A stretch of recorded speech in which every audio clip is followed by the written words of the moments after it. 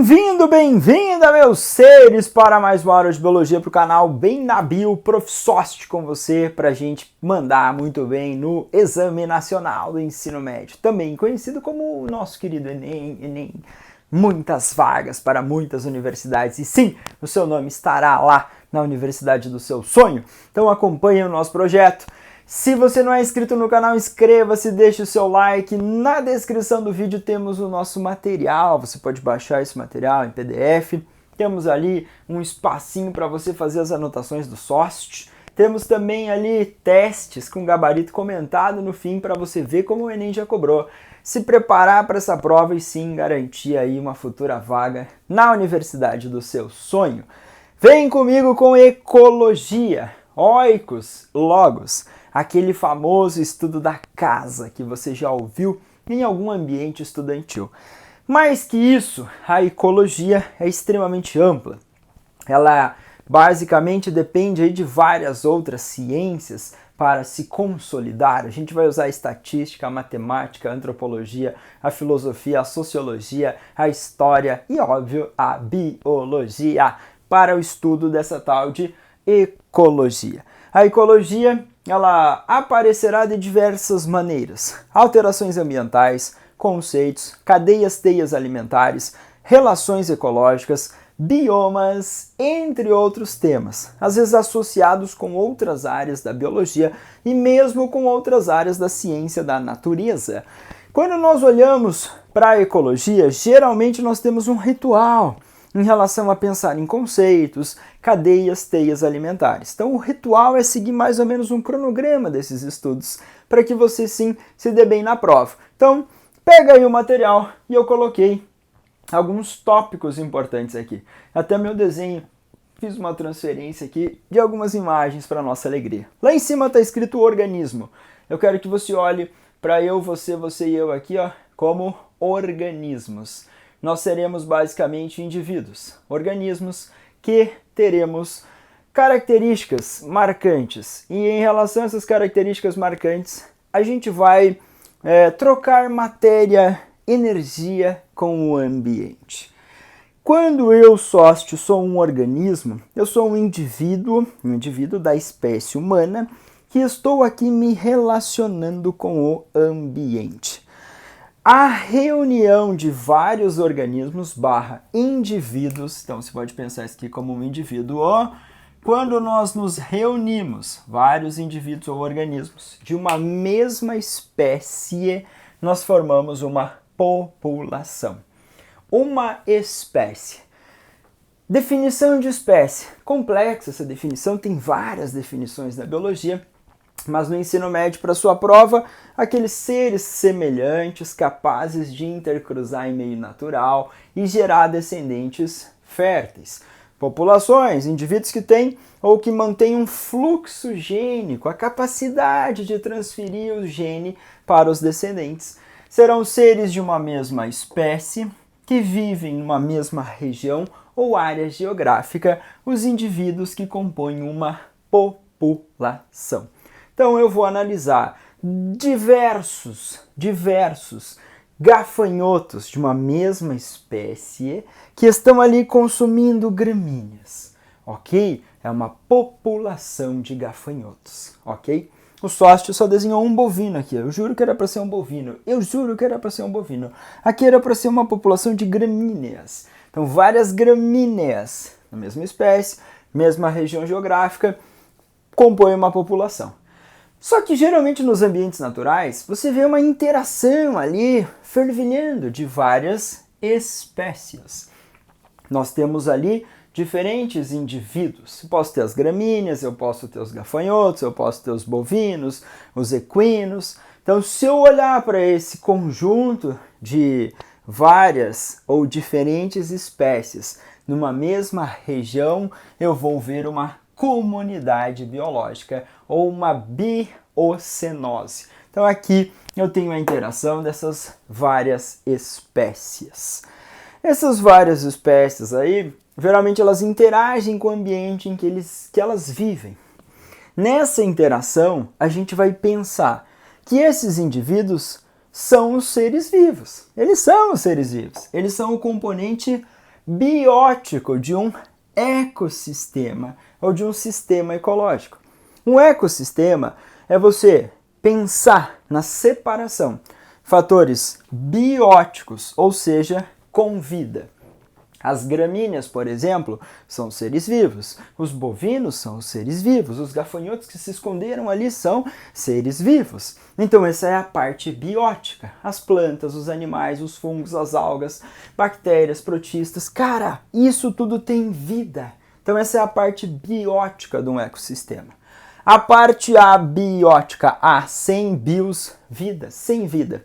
A temperatura, a luminosidade, a salinidade, o pH, a pressão atmosférica. Então, as condições desse ambiente.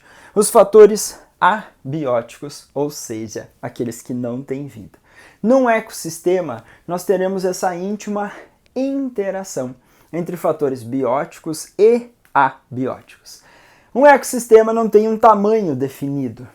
Eu posso ter ecossistemas artificiais, tipo uma cidade, tipo um aquário. Montei lá um aquário com água salgada, com fitoplâncton, com zooplâncton, crustáceos, peixes. Aqui. Montei lá, eu oxigênio, eu mantenho a temperatura, tenho a luminosidade, tenho o sensor. Um ecossistema artificial. Mas eu tenho a interação entre seres vivos e coisas e fatores não vivos. Então, por essa interação, eu tenho um ecossistema sem um tamanho definido, mas que tem essa íntima interação. Então, por favor, agora eu vou ampliar o meu horizonte. Eu vou olhar para o planeta Terra como um todo e eu vou pensar assim no conjunto de ecossistemas formando uma unidade muito maior, chamada de biosfera. Nessa biosfera, nós temos esse conceito também, esse conjunto de todos os ecossistemas. Se eu olhar para os ambientes terrestres, para os ambientes aquáticos, seja de água doce, seja de água salgada, e falar, caraca, a reunião de tudo isso vai formar a biosfera. Para muitas definições de muitos autores nas provas de ensino médio, o espaço físico da Terra, que abriga a vida. Então, o espaço físico da Terra, uma pequena região do planeta Terra, que tem a capacidade de abrigar os seres vivos, compõe essa tal de biosfera. Naquela hipótese Gaia, daquele inglês chamado James Lovelock, na hipótese Gaia, a biosfera é conhecida como o conjunto dos seres vivos. Então a gente vai ter diferentes também interpretações para essa definição. O Enem não é tão viajado, ele é mais certeiro em alguns conceitos, tipo população, tipo comunidade, tipo ecossistema, habitat e nicho ecológico. Então esses aqui, segundo o Instituto SOST, são os mais lembrados, os mais cobrados. Os que estão aí basicamente em laranjinha. Vamos por aqui em laranjinha também, os mais cobrados como conceitos dentro do Exame Nacional do Ensino Médio. Aqui, até a biosfera, é mais ou menos aquela organização hierárquica dos níveis de organização da matéria que você já estudou em algum momento da sua vida estudantil. Você tem lá átomos, reuniu, formou moléculas, moléculas reuniram, formando células, células formaram tecidos, tecidos, sistemas, sistemas formaram um organismo, e aí esses organismos, os indivíduos, se reuniram e formaram populações, comunidades, ecossistemas, biosfera. Agora, se eu olhar para algumas particularidades, eu falei numa espécie, falo para vocês, mico-leão-dourado vive em determinadas regiões da Mata Atlântica. Uau! Eu estou tentando descrever o local em que esse exemplar maravilhoso da nossa fauna vive. Então ali é o habitat daquela espécie. O local mais provável de eu encontrar aquela espécie. Um ambiente ali, tipo assim, de provável encontro da espécie. Esse é o habitat, o local. Mas eu posso falar, obviamente, para você que a Mata Atlântica é um bioma brazuca, e lá existem várias espécies que vivem nesse. Palmito, espécies de palmitos, palmeiras bonitas, fofas. Papagaios da cara roxa, fofos. Mico-leão-dourado, fofo. Pau-brasil, fofo. Então eu tenho várias espécies diferentes que podem viver no mesmo local. Só que cada uma dessas espécies que o SOST citou, elas desempenham um papel nesse ambiente. Cada uma delas tem um nicho ecológico. Sabe aquela historinha que você já também estudou alguma vez na vida? Nicho ecológico é o modo de vida da espécie. Espero que você tenha estudado ou lembrado, senão o sócio vai te ajudar. O que seria o modo de vida da espécie? A profissão da espécie. Ai, que fofo. O que a espécie faz? O que o mico-leão-dourado faz na Mata Atlântica? Para que preservar o bichinho? O que a palmeira faz? O que o pau-brasil faz? O que o papagaio da cara roxa faz? Nessa integração da teia da vida, cada espécie aí é um personagem importante para que a história dessa vida nesse ambiente seja mantida em equilíbrio. Então, cada um deles tem um nicho ecológico, ou seja, um modo de vida. Eles vão ter um ciclo de reprodução, alguns vão ser autótrofos, no caso dos vegetais citados, farão a fotossíntese, são produtores, outros são consumidores, são herbívoros, ou espécies carnívoras. Então, quando eu vou descrevendo todos os fatores bióticos, abióticos, que interferem na sobrevivência da espécie, eu estou descrevendo o seu nicho ecológico. Esse nicho ecológico é multidimensional, ou seja, multidimensional porque tem vários fatores, sejam bióticos quanto abióticos, que interferem na sobrevivência da espécie. Então eu posso descrever a espécie, falar que aquela espécie vive durante tantos anos, deixa tantos filhotes, se alimenta de tantas coisas, tem tais parasitas, tem tais predadores. Toda essa descrição bonita é o nicho ecológico da espécie. Espécies diferentes podem viver no mesmo habitat, de boaça, tranquilo, no mesmo ambiente. Mas se elas tiverem sobreposição de nichos, ou seja, se elas necessitam dos mesmos recursos do ambiente, elas podem entrar em competição. E a competição pode ser tão intensa de extinguir uma espécie do ambiente, mudar parte desse nicho dela. Então, sobreposição de nicho é você pensar que a espécie A e a espécie B elas querem a mesma coisinha. E aí essa competição é chamada de interespecífica entre seres de espécies diferentes. Também vai existir a competição intraespecífica entre seres de uma mesma espécie, que a gente vai ver lá em relações ecológicas. Aqui eu quero viajar em relação ao conceito de nicho e a prova e estender mais a frentex para você brilhar, tá? Então, por favor, brilhe estrelinha pensando nesses conceitos. Falou só o local, a descrição. A Antártida é o local de sobrevivência para os pinguins. Ó, que fofo. Claro que eles podem migrar nas épocas muito frias, mas lá é o habitat, local mais provável de eu encontrar essa espécie. Quando nós pensamos nicho mais amplo, eu posso descrever esse local e todos os papéis que essa espécie desempenha no ambiente. Então, esses são conceitos legais e interessantes. Quando nós olhamos para os conceitos, alguns podem ser direcionados para as relações ecológicas, outros só assim na sua cara para ver se você domina, mas a prova também pode interagir em relação às relações alimentares que os seres vivos têm no ambiente. Relações importantes para a sobrevivência desses ambientes. Então, nós olhamos para um ambiente com uma fonte de luz. Por que só acho uma fonte de luz? Porque eu estou pensando que essa fonte de luz vai garantir a capacidade de produção de compostos orgânicos pelos produtores. Então, os produtores serão os indivíduos que vão sintetizar a matéria orgânica. Vão produzir os compostos orgânicos. Lembra aqueles 5 compostos orgânicos? Açúcares, lipídios, proteínas, vitaminas, ácidos nucleicos são compostos orgânicos. E os seres autotróficos produzem o próprio alimento através daquele fenômeno chamado fotossíntese, que a gente viu em aulas anteriores. Se você não assistiu às aulas anteriores, assista desde a aula 1, vai na sequência, faz aí uma maratona sorte para você brilhar. Quando eu olho para esse produtor, ele ocupa o primeiro nível trófico. Seria mais ou menos a posição dele. Eu pegar as cadeias, teias alimentares e organizar em posição. Vai ali. Quando escreve esse material. Produtor. Embaixo, primeiro nível trófico. Então, essa posição desse indivíduo. Esse ser aqui é autótrofo. Uau! Essa palavrinha autótrofo faz a representação de seres que produzem o seu próprio alimento. Autótrofo. Quando esse ser produziu o seu próprio alimento, parte ele vai consumir. Parte ele vai consumir para manter as suas atividades biológicas. Então, nesse primeiro nível trófico, a gente pode ter siglas como PPB. O que é PPB?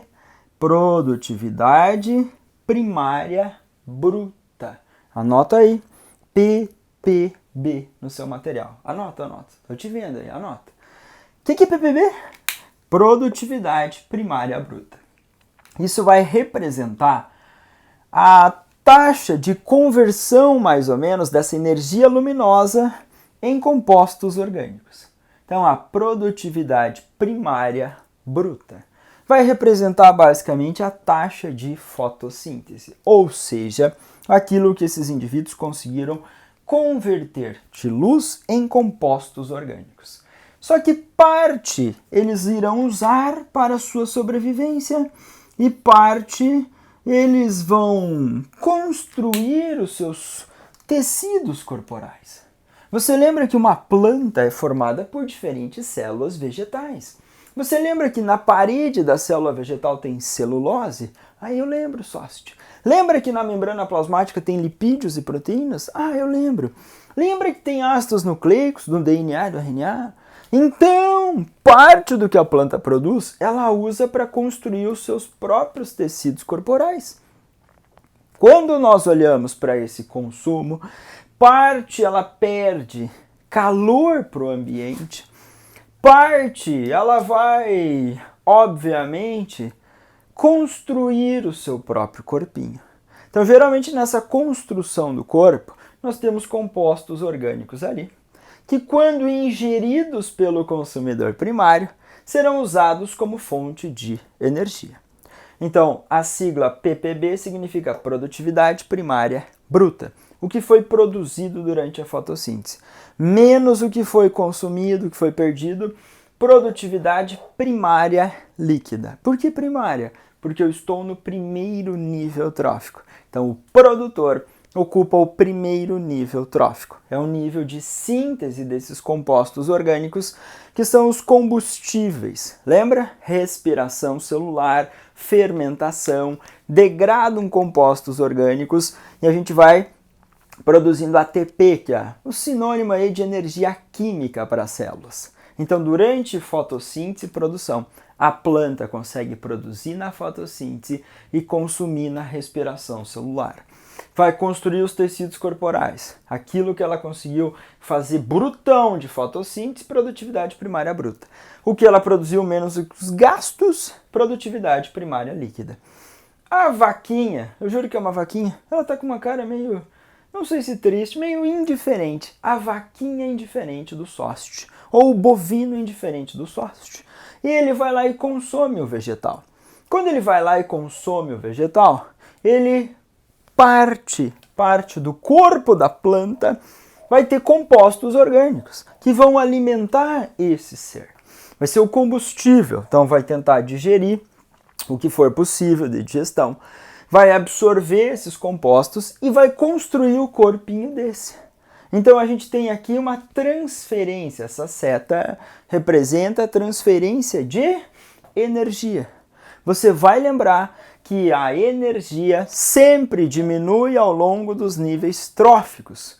A energia, anota aí, a energia sempre diminui. Você pode ter a representação de cadeias alimentares na forma de pirâmides. As pirâmides são representações gráficas. Então esse retângulo aqui representa primeiro nível trófico. Isso aqui vai ser produtor. Esse outro, segundo nível trófico, consumidor primário. Esse outro, consumidor secundário, que vai ocupar o terceiro nível trófico.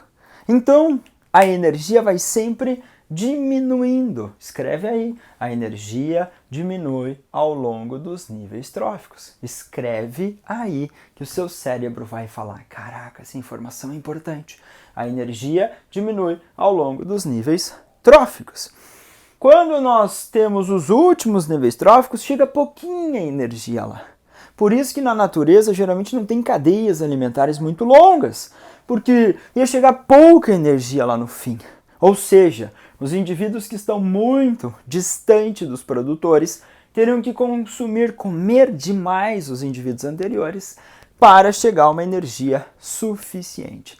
Então a seta significa transferência de energia.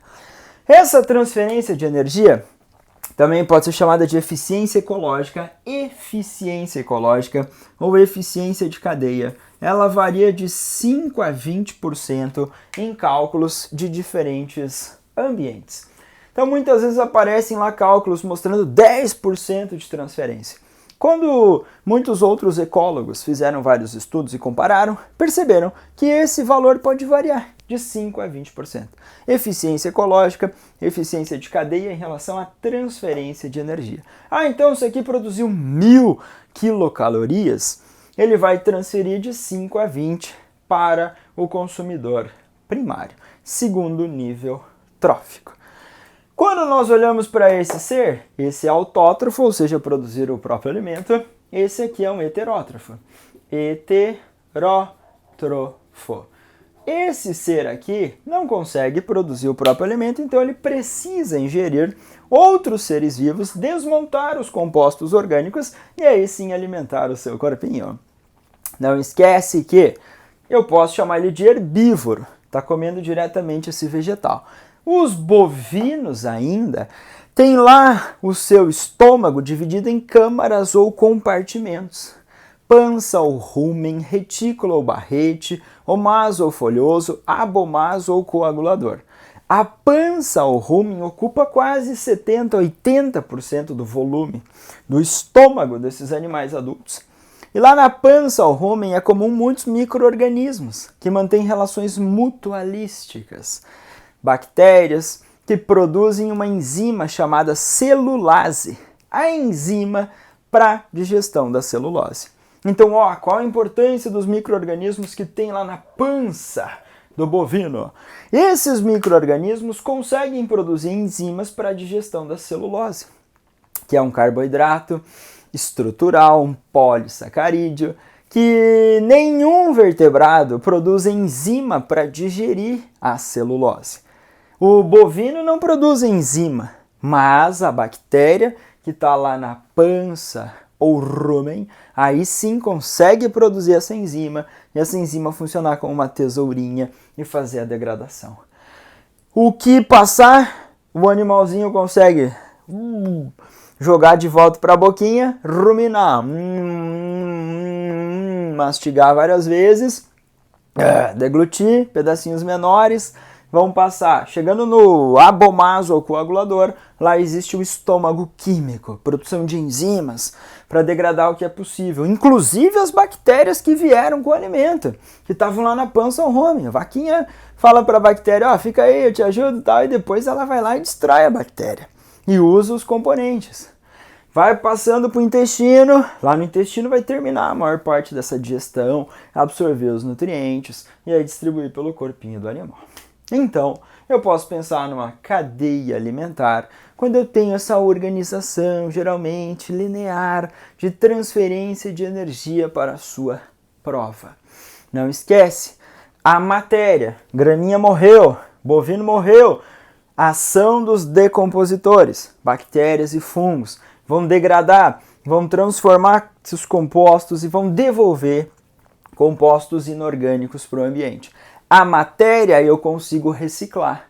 A matéria é cíclica, faz os ciclos, mas a energia não. A energia percorre um fluxo que nós chamamos de unidirecional. Não podemos reciclar essa energia e ela sempre diminui ao longo dos níveis tróficos. Então, por favor, eu espero que tenha entendido aqui.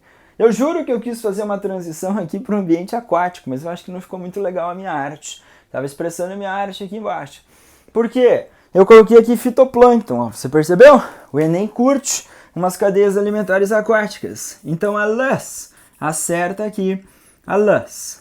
Geralmente não muito profundo, né? Porque senão a luz não chega. O fitoplâncton é o conjunto de micro-organismos que conseguem realizar a fotossíntese. Então o fitoplâncton vai ser o produtor no ambiente aquático. O zooplâncton vai fazer o papel de consumidor primário. O fitoplâncton é o que consegue absorver o gás carbônico aqui e produzir o composto orgânico. No ambiente terrestre, a gramínea, a árvore, a plantas, florestas, verdes conseguem retirar, sequestrar o CO2 da atmosfera e produzir os compostos orgânicos. O crustáceo aqui é um consumidor secundário ou de segunda ordem e o peixe é um consumidor terciário. Não esquece. Primeiro nível trófico, produtor. Segundo nível trófico, consumidor primário. Consumidor primário, segundo nível trófico. Consumidor secundário, terceiro nível trófico. Peixinhos, quarto nível trófico. Em ambientes aquáticos, a gente consegue ver essa transição. Fitoplâncton sequestrando CO2, produzindo composto e aí disponibilizando. Podem aparecer teias alimentares. Teias é aquela baguncinha, seta para cá, seta para lá. Uma teia alimentar é um conjunto de cadeias alimentares, que a gente pode ver essa transferência de energia. Então, se aparecer uma teia, um conjunto de cadeias, você procura lá um autótrofo, produtor, põe lá produtor e vai vendo a seta saindo. E aí você vai direcionando esse fluxo de energia para brilhar nas questões, ok? Vai subir na tela aí uma questão de como o Enem já cobrou isso e eu quero comentar com você. Acompanhe a questão na tela como sócio. A gralha do cerrado, Cyanocorax cristatellus, é uma espécie de ave que tem uma característica topete frontal alongado, plumagem azul escura, parte posterior do pescoço e garganta pretos, barriga e ponta de caudas brancas, alcança até 35 cm de comprimento. A espécie é onívora e sua ampla dieta inclui frutos, insetos, sementes, pequenos répteis e ovos de outras espécies de aves. Além das características morfológicas do animal, a descrição da gralha do cerrado diz respeito a seu habitat, B, ecótopo, C, nível trófico, D, nicho ecológico ou E, ecossistema. Vem pra cá que o Enem fez uma descrição. Você viu que a espécie é onívora, tem um mecanismo de coloração, vive no cerrado, ele faz a descrição do habitat. Não, mas ele citou o local, sócio. Mas ele citou todas as outras características. Então, não vamos marcar habitat, que é o local. Ali não está só o local, ok? Tem mais coisa. Tem mais coisa. B, ecótopo. Ecótopo é o mínimo que geralmente esses organismos precisam para a sobrevivência num ambiente. Uma comunidade mínima, um conjuntinho de seres vivos, o local onde vive a comunidade ali. E você tem o organismo e o mínimo que ele precisa para sobreviver. Então isso seria o ecótopo. Não é. Topos era para ser um lugar ali. Não é, não é. Nível trófico. Você vai falar, caraca, nível trófico é a posição aqui na cadeinha, mais ou menos. Geralmente você tem produtores, consumidores, decompositores. Nessas posições específicas. Primeiro, segundo, terceiro. Então isso é nível. Então também não é. Nicho ecológico, sócio. Nicho ecológico. Por que esse nicho? Nicho! Nicho é multidimensional. O nicho fala a respeito da espécie, o que ela faz, como ela faz, o que ela faz, com quem ela faz nesses ambientes, o que ela está inserida. Todos os fatores bióticos e abióticos que interferem na sobrevivência de uma espécie farão parte do seu nicho ecológico. Então, letra D de dado para você brilhar. Não é ecossistema porque no ecossistema deveriam aparecer essas interações entre os fatores bióticos e abióticos para daí sim eu ter a definição de um ecossistema. Tá bom? Eu espero que você tenha entendido, sócio. Qualquer dúvida manda aí nos comentários, eu respondo vocês.